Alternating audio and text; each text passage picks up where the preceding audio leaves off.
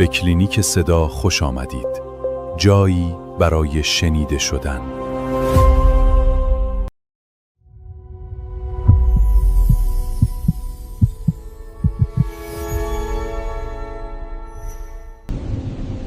درود همراهان کلینیک صدا.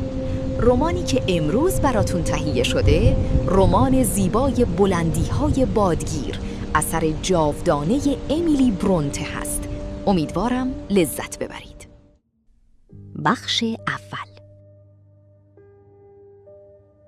رمان بلندی‌های بادگیر منتشر شده در سال 1847 تنها رمان امیلی برونته است. یکی از شاهکارهای ادبیات انگلیسی به شمار می رود.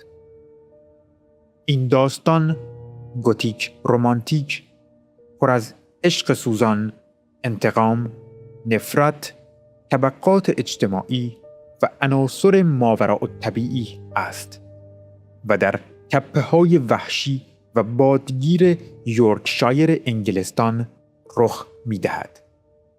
روایت عمدتاً غیر خطی و از زبان دو راوی است، آقای لاکوود و نلی دین. داستان در زمستان 1801 آغاز می شود. آقای لاکوود مردی ثروتمند و منزوی از جنوب انگلستان خانه تراشکراس گرنج را اجاره می کند. او برای دیدار با صاحب خانه اش هیتکلیف به عمارت بلندی‌های بادگیر می رود. آنجا با فضایی خشن، سرد و پر از تنش روبرو می شود. هیتکلیف مردی مرموز، ثروتمند اما بدخلق است. لاکوود در شب اول در آنجا گیر می افتد و خوابی وحشتناک می بیند که روح کاترین از پنجره به او دست دراز می کند. لاکوود از نلی دین خدمتکار می خواهد داستان ساکنان این عمارت را برایش تعریف کند. نلی روایت اصلی را از حدود 30 سال قبل آغاز می کند، یعنی کودکی هیتکلیف و کاترین. آقای ارنشاو صاحب بلندی‌های بادگیر از سفری به لیورپول پسر بچه‌ای یتیم، فقیر و احتمالاً کولی تبار را با خود می آورد و او را هیتکلیف نامگذاری می کند. او را مانند پسر خودش بزرگ می کند. هندلی پسر ارنشاو از همان ابتدا از هیتکلیف متنفر است و او را رقیب می بیند. کاترین دختر ارنشاو بلا فاصله با هیتکلیف صمیمی می شود. آن دو روحی واحد و وحشی دارند و ساعات زیادی را در تپه‌های مور با هم می گذرانند. آقای ارنشاو هیتکلیف را بیشتر از هندلی دوست دارد. پس از مرگ خانم ارنشاو و سپس خود آقای ارنشاو، هندلی ارباب خانه می شود. او هیتکلیف را به موقعیت یک خدمتکار تنزل می دهد. او را تحقیر می کند و از تحصیل محروم می سازد. کاترین و هیتکلیف همچنان عشق عمیقی به هم دارند، اما این عشق تحت تأثیر طبقات اجتماعی قرار می گیرد. کاترین با خانواده لینتون در تراشکراس گرنج آشنا می شود. ادگار لینتون جوانی مؤدب، ثروتمند و متمدن و خواهرزاده اش ایزابلا. کاترین تحت تأثیر زندگی اشرافی قرار می گیرد. او به نلی اعتراف می کند که هیتکلیف را مانند روح خودش دوست دارد، اما ازدواج با او به دلیل طبقه اجتماعیش او را تحقیر می کند. بنابراین تصمیم می گیرد با ادگار ازدواج کند. هیتکلیف این بخش از صحبت را می شنود و در همان شب فرار می کند. کاترین از غم او بیمار می شود، اما بهبود می یابد و با ادگار ازدواج می کند. زندگیشان در گرنج آرام اما بدون شور و حال عمیق است.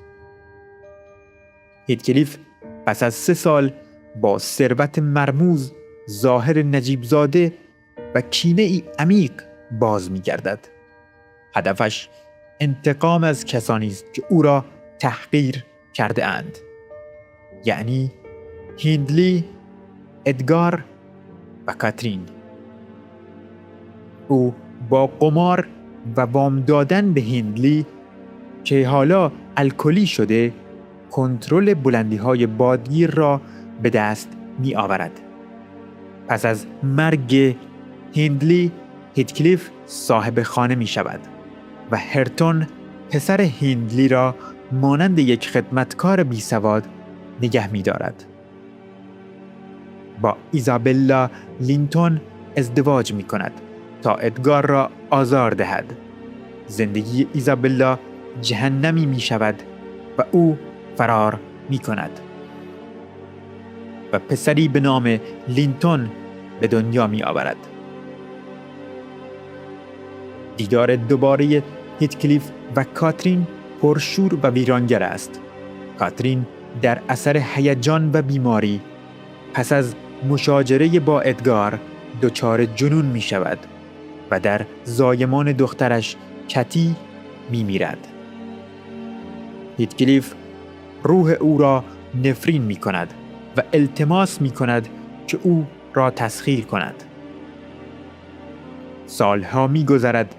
کتی لینتون دختری زیبا و جسور و بزرگ می شود و ادگار و نلی سعی می کنند او را از بلندی های بادگیر دور نگه دارند.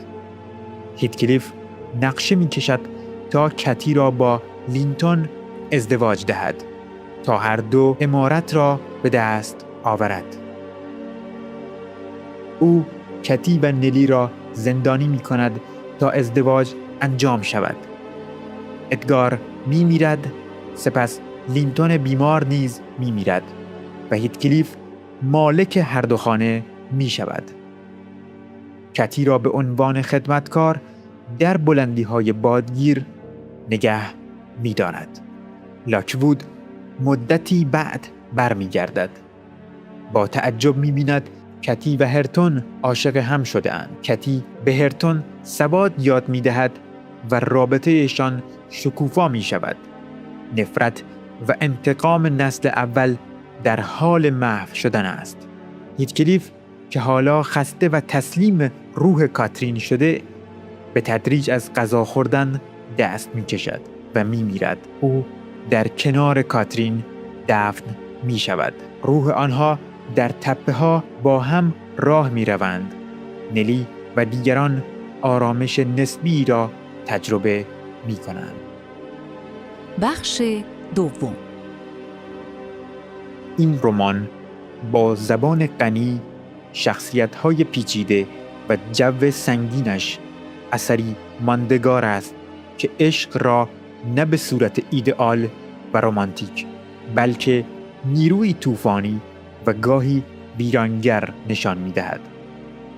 تا قسمت بعدی و یک رمان دیگه، شب و روزتون خوش. کلینیک صدا. ما رو سابسکرایب کنید و به دوستاتون معرفی کنید.